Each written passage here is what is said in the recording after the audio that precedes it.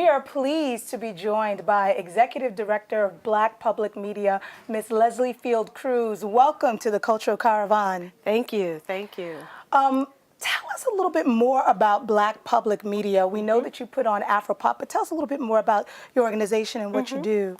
We are actually a 39-year-old organization. We were formerly known as the National Black Programming Consortium, and we have been funding and distributing stories about the Black experience, global experience, since 1979 to PBS, public television.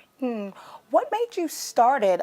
Some people would say, well, you know, there's plenty of, media companies out there. What distinguishes Black public media from other media companies? Well, I think back in 1979, there really wasn't an organization like Black Public Media around, and it was really the brainchild of a number of Black producers who were working at public television stations, and they were frustrated that some of their story ideas weren't getting developed, and when they did get developed, they weren't being shown nationally.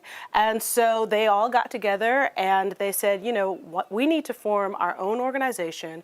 Let's get some funding from the Corporation for Public Broadcasting that we can then put into the development of films and the support and training of Black filmmakers, and then we're going to distribute it on PBS. And that's really how the organization got started, by a number of industrious Black filmmakers who were like, we got to do this on our own because we can't wait for other people to do it for us. Yes, doing it for ourselves, absolutely. So this year marks the 10th anniversary of Afropop, the ultimate cultural exchange, your documentary series that features the experiences of people of African descent across the diaspora. So of all the things that Black Public Media does, what was the inspiration for this particular series?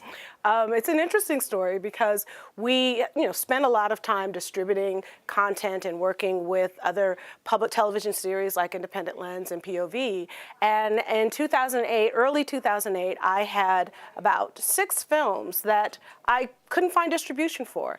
And the nature of public television, it would have been that I'd have to put them out individually. We'd have to find ways to promote them, go into different markets and promote them. And I just was like, this is so frustrating. So I went to our former executive director, Jackie Jones, who was an innovator and a risk taker.